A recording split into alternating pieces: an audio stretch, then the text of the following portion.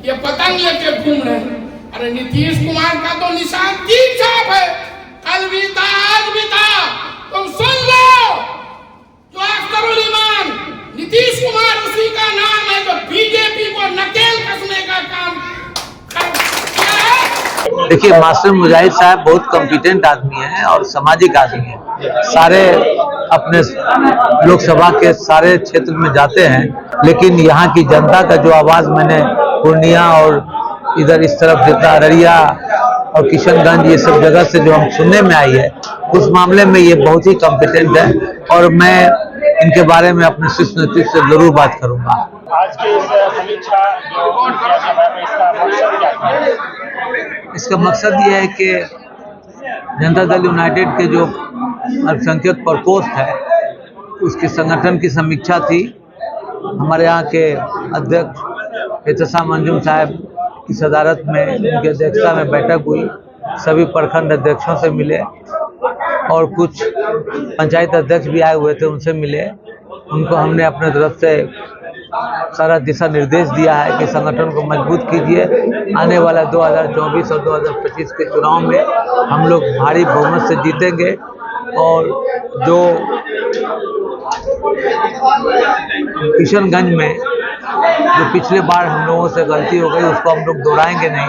हमारे सारे कार्यकर्ता बहुत ही प्रसन्न हैं कि हम लोग के संगठन बहुत मजबूत है और इस तरह से हम लोग कल जो है कटिहार जाएंगे। सर, संगठन मजबूत की बात कर रहे थे, ये भी कई बार एक उम्मीदवार की बात चली है मास्टर मुजाहिद साहब के बारे में, और ऐसे में अभी पहले से कांग्रेस के जो सांसद जीते हुए हैं, तो ऐसे में कैसे हो सकता है उसको टिकट मिले? देखिए, मास्टर मुजाहिद साहब बहुत कॉम्पिटेंट आदमी हैं और सामाजिक आदमी हैं। सारे अपने लोकसभा के सारे क्षेत्र में जाते हैं।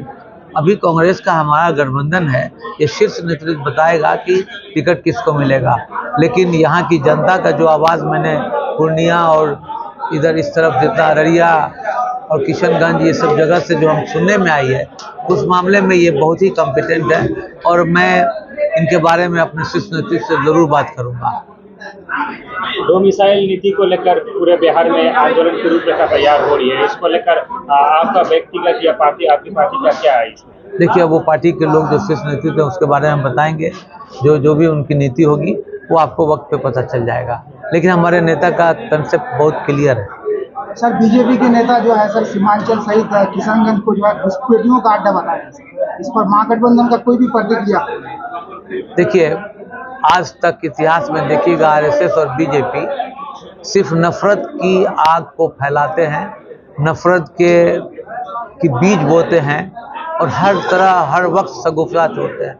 अरे ये तो अपने इस मुल्क के निगाहबान के भी नहीं हुए, फौजी पे इन लोगों ने हमला कराया पुलवामा में, आज तक चार्जशीट नहीं हुआ, आज तक कोई बातचीत नहीं, और पुलवामा के हमला को करा करके और 19 का चुनाव वो लोग जीते। अगर वो लोग घुसपैठी बोलते हैं तो ये लोग नागरिक नहीं है, इन लोगों का आधार कार्ड नहीं है, इन लोगों का वोटर आईडी में नाम नहीं है, इन लोगों का पासपोर्ट नहीं है, ये लोग बांग्लादेश से दह के आए हैं।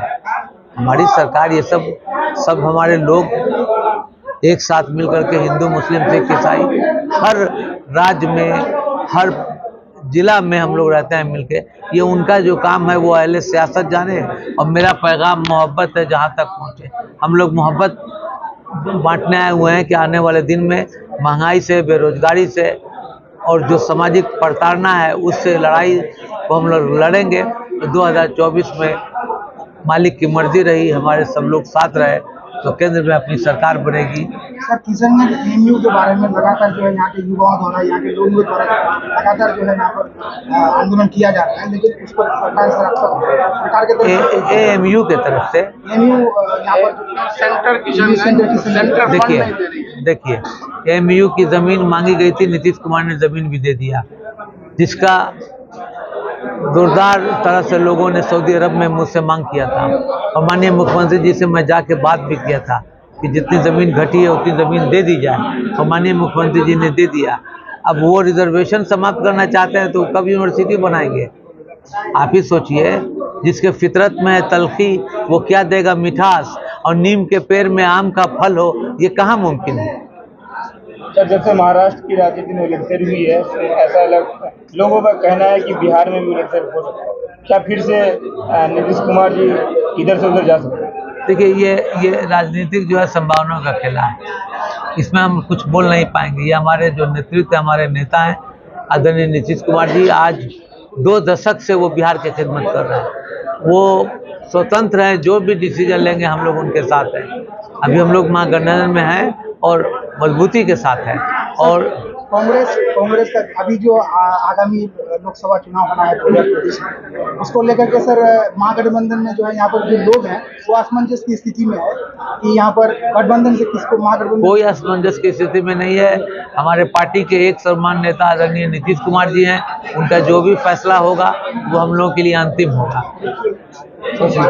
सर आज की बैठक को लेकर क्या कुछ कहना है? ये आज हमारे जो अल्पसंख्यक अध्यक्ष है बिहार के अल्पसंख्यक प्रकोष्ठ के अध्यक्ष, वो आज यहाँ आए थे। किशनगंज जिला में हमारे किशनगंज जिला के अल्पसंख्यक अध्यक्ष जो है एहतसाम अंजुम साहब, उनकी अध्यक्षता में समीक्षात्मक बैठक हुई है, उसी के लिए यहाँ आए हैं। हम लोग भी शीश में हैं। सर बात करेंगे रोजगार की, तो युवाओं को तो रोजगार देने की बातें करते हैं, लेकिन आप लोग सबसे पहले DLED, फिर उसके बाद CTET, उसके बाद BPSC, अब जो मिसाइल को हटा दिए, सर कैसे युवा देखिए, युवाओं को रोजगार के लिए हमारे माननीय मुख्यमंत्री जी लगातार कोशिश कर रहे हैं और बहुत हद तक इसमें अग्रसर भी हुआ है। बहुत से लोगों को बहुत से विभाग में बहुत बेरोजगार को रोजगार दिया गया है। इसमें हमारे मुख्यमंत्री आगे भी कार्य करेंगे, इसमें कोई दिक्कत की बात नहीं। क्या बिहार सरकार इतना सक्षम हो गया है कि बाहर के लोगों को भी रोजगार दे, जब अपने यहाँ के लड़कों को रोजगार नहीं मिल पा रहा है? ये तो अब हमारे शीर्ष नेतृत्व इसका तय करेंगे कि आगे क्या करना है, और उसके बाद ही कोई बात। मौजूदा सांसद और विधायक कांग्रेस का है और आपकी गठबंधन में है। मौजूदा सांसद के प्रत्येक गांव में जो छतरगाछ में जो रेफर अस्पताल था, तो उसका छत गिर जाता है और ये लापरवाही होती है, क्योंकि आप लोग भी गठबंधन के हैं, कहीं ना कहीं चुनाव उसके भी ये करते हैं, तो क्या कहना चाहेंगे इसको लेकर के? देखिए, महागठबंधन में हम लोग हैं और हमारे तरफ से हमारे सरकार के द्वारा जो योजनाएं हैं उसमें हम लोग नज़र रखे हुए हैं, पैनी नज़र रखे हुए हैं। जहाँ तक संभव होता है हम लोग प्रयास करते हैं कि हम लोग अपने स्तर से उसको करने की कोशिश करें। अभी जी आज के बैठक को लेकर क्या कुछ कहना चाहेंगे आप? कैसा रहा आपका बैठक, सफल रहा? बिल्कुल सफल रहा। आज हमारे प्रदेश अध्यक्ष जनाब सलीम परवेज साहब मुख्य अतिथि थे और बैठक सफल रहा। सर आपके अध्यक्ष जी का कहना था कि जितने लोग आने थे उतने नहीं आ सके, सिर्फ 30 या 32 लोग आए।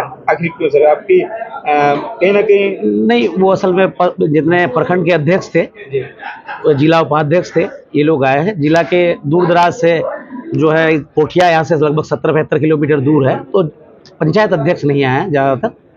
और जब हम प्रखंड लेवल पर इसका मीटिंग करेंगे जाकर के प्रखंड मुख्यालय में, तो सारे पंचायत अध्यक्ष को बुलाएंगे, फिर वो लोग जाके पंचायत वाइज अपना वार्ड अध्यक्ष, बूथ अध्यक्ष बनाएंगे। यानी जिला का प्रोग्राम था?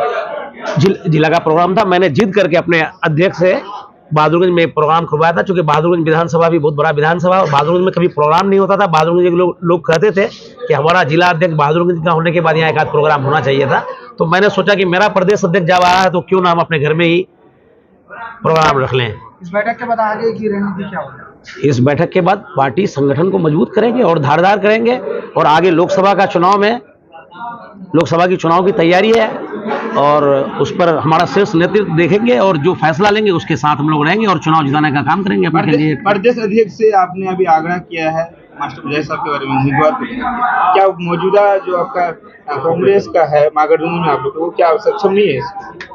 वो तो आप जनता देखिए, हम लोग तो पार्टी के लोग हैं और मास्टर साहब का, नौशाद साहब का मैं बहुत करीबी हूं। मैं बोलूंगा तो ये क्या है, आम लोगों के बीच में आप जाइए और पूछिए, तब आपको तो पता। आप लोग रात दिन आम लोगों के बीच में रहते हैं, कोई 2-4 आदमी भी आपको नहीं मिलेगा जो जावेद साहब के पक्ष में खड़ा हो। ये तो उसको एक ही बात है कि कांग्रेस का टिकट है, मेरा बाप MLA था, मैं कांग्रेस का टिकट के भरोसे पर है। और एक आदमी अपना गुलाबी उर्दू बोल करके वो जानता है कि मुझे लास्ट में वाहवाही लूटना है और लोगों को बेवकूफ बनाना है, बस ये काम करते हैं। हमारा नेता पर फख्र इसलिए भी है कि लोगों के बीच जाते हैं, जन जन के नेता है, कन कन के नेता है। हर दुख मुसीबत, किसी का डेड बॉडी लाना हो, किसी का हॉस्पिटल पे जाना हो, किसी का पुलिस के साथ कोई मामला हो, तो मेरा नेता तो जन जन कन कन के नेता है, हर लोगों के दिल में बसते हैं। तुमको लाके जिला परिषद से MLA बनाए, तुमने खुले मन से उनको फिरौन तक कहा, फिर उनको छोड़ के आप चले गए जेडीयू में। नीतीश कुमार ने भरोसा किया, 2014 में इनको लोकसभा का टिकट दिया, फिर इनके बीजेपी आरएसएस से डील हुई और ये बीच मैदान में धोखा देके चले गए। फिर जो है एक ये पतंग लेके घूम रहे हैं, ये पतंग लेके घूम रहे हैं। अरे नीतीश कुमार का तो निशान तीन छाप है, कल भी था आज भी था। तुम सुन लो, जो अख्तरुल ईमान नीतीश कुमार उसी का नाम है जो बीजेपी को नकेल कसने का काम किया है, जिसका नाम नीतीश कुमार है। कितने दिन बिहार में शासन किए बीजेपी के साथ, बीजेपी पर नकेल कस कर रखे।